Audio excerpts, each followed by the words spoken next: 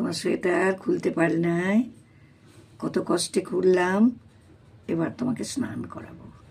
আজকে কি বলো তো, আজ একাদশী। এই তিথি তোমার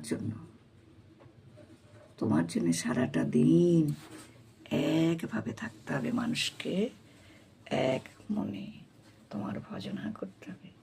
এই জগতে তো তোমার জন্যই আসা, তুমি ছাড়া কে আছে বলো?